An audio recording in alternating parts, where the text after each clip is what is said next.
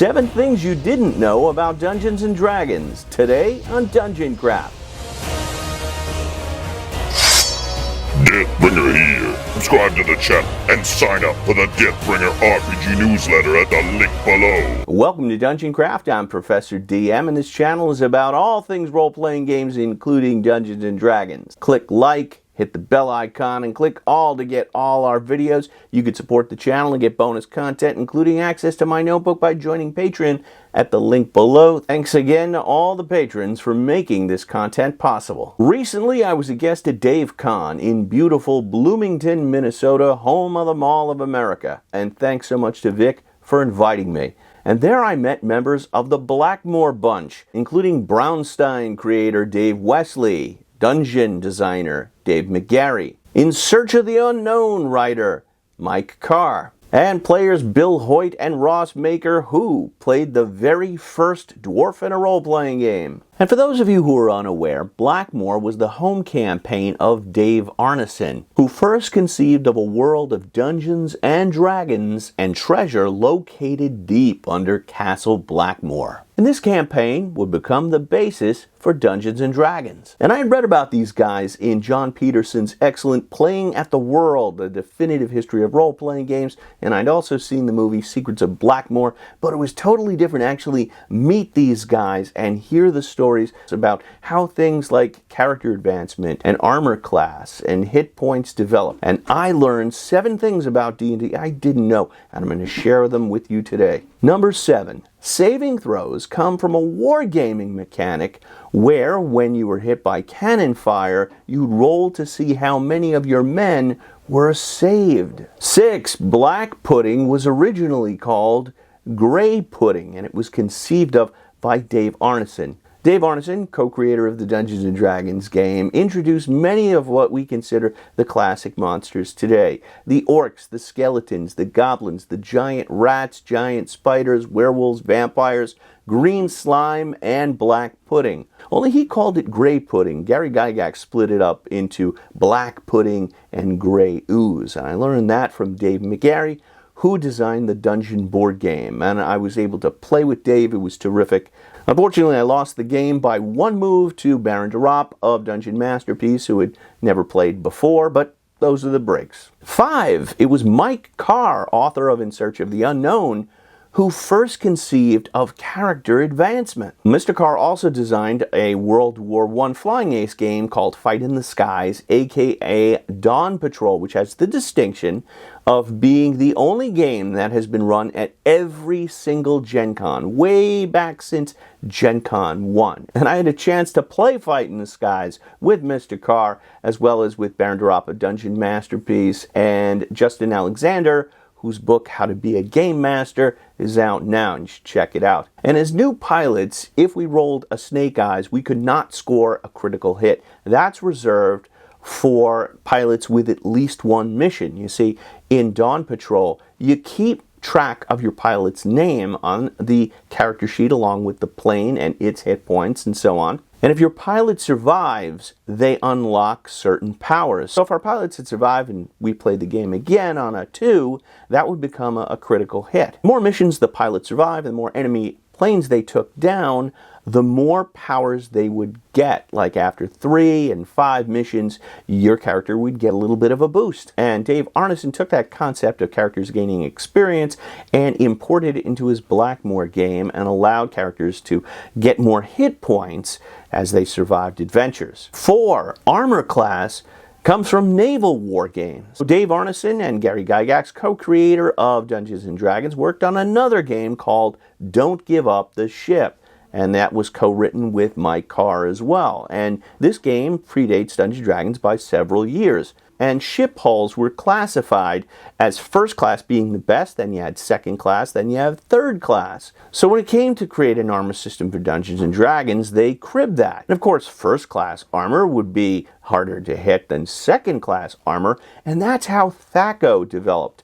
Now, today, we use Ascending Armor class, which makes a lot more sense for people coming into the game without having a wargaming background. But for wargamers, the idea of first class armor being the best made total sense. 3. LARPs came before tabletop role-playing games. And the first LARP was designed by Dave Wesley, and it was called Braunstein. The game was set in a fictitious German town called Braunstein, and it was a multiplayer, multi-objective game where individual roles were assigned to each player, and these included the mayor, the banker, the university chancellor, students at the university, and spies. About 20 players showed up, way more than Wesley had anticipated, so he was forced to make up characters for them on the spot, and each character had a list of individual goals, which could be accomplished if the players cooperated with one another. Dave was supposed to run the game from a control room, a small room off to the side, but while the line was queuing up, the rest of the players in the larger room started talking to each other in character, making up names for their characters and doing accents. Initially, Wesley thought the game was a failure, but his players said they loved it and wanted more. Inadvertently, Dave Wesley had created the first role-playing game. But today it would resemble what we call a LARP, or a social role-playing game, where the players walk around talking to each other, trying to negotiate and achieve their objectives. We'll be back with number 1 and 2 right after this message from our sponsor, Tailspire. Deathbringer here. I heard a human once wept, for there were no more worlds to conquer.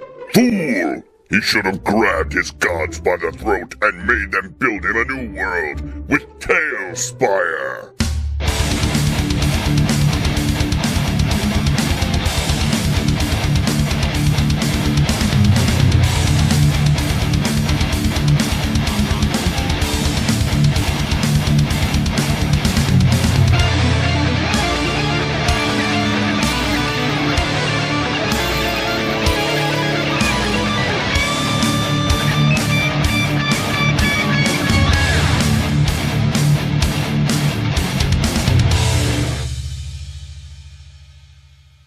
Dun dun dun dun dun da. That makes no sense to me. You're supposed to do it Beavis and Butthead style. What is a Beavis? 2. Dave Arneson, the co-creator of Dungeons & Dragons, was the first player to ever die in a role-playing game. So in that first Braunstein game, Wesley assigned Dave Arneson, one of the youngest players, the role of student at the local university, and that student was loyal to the local government. And his natural ally would be the commander of the local militia. But Wesley did something mischievous. He assigned the militia commander role to a guy with whom Dave Arneson didn't get along. Instead of becoming allies, after 20 minutes they wanted to duel one another. So Wesley made up rules on the spot, had them roll dice. Arneson rolled a 3. The other guy rolled an 11. And Wesley decided that the spread was just too big and Arneson's character was instantly killed. So Dave Arneson, the guy that created Dungeons & Dragons, was the first person to die in a role-playing game, and only 20 minutes into the game. Undeterred by the setback, Arneson would go on to win the Braunstein 4 scenario, and he would start his own campaign, Blackmore, which became the forerunner of Dungeons & Dragons. And number 1, it was Dave Wesley who first introduced the D20 into role-playing. I had always assumed Gygax introduced the D20, but in fact it was Dave Wesley who found the polyhedral dice in a teacher's science and math catalog. And he purchased them, and they were expensive, the equivalent of $33 today. But the dice were originally made from very flaky materials, so the more they rolled that D20, the more the edges came off, and it became a little ball rolling around the table without stopping. It was Lou Zocchi who first cast the dice in hard plastic and became the polyhedrals we know and love today. As I was hanging out with the Blackmoor Bunch, the thing that really struck me was D&D really evolved from a lot of game sessions and the ideas of a lot of people. The Blackmoor Bunch and Twin City Gamers really formed like a think tank. It was a crucible for game ideas, with the best ideas rising to the top. I always thought of Dungeons & Dragons as sort of appearing in 1974, but now I see it really as a continuum, a part of an evolution that began with Dave Wesley in Braunstein in 1969. Dave Wesley described it like this to me. Dave Arneson came up with the concept of going into a dungeon and fighting a dragon, and he had all the notes. Gary Gygax took those notes and turned them into rules and mass-produced them. Were it not for Arneson, Gygax wouldn't have had a game. And were it not for Gygax, only about 100 people would have ever played the game. So while the creation of Dungeons & Dragons is credited to Arneson and Gygax, in fact, it's dozens of people who made the games and role-playing games possible. Thanks again to Vic for inviting me to this great convention, and you can mark your calendars. DaveCon will happen again in 2025 during the last week of April. And if you want to know more about the history of Dungeons & Dragons, you should check out the Secrets of Blackmore film. It's got interviews with all of the people I mentioned, and you can check it out at the link below. Thanks for watching, and until the next time, may all your rolls be 20s. So how did Dawn Patrol turn out? My pilot got shot on the first turn, and I spent the next 2 hours trying to land my plane before I bled out. That wouldn't have happened if I had been there. Oh, that's nice. You would have defended me? No, I would have finished the job. Now click on these videos and watch more Dungeon Craft.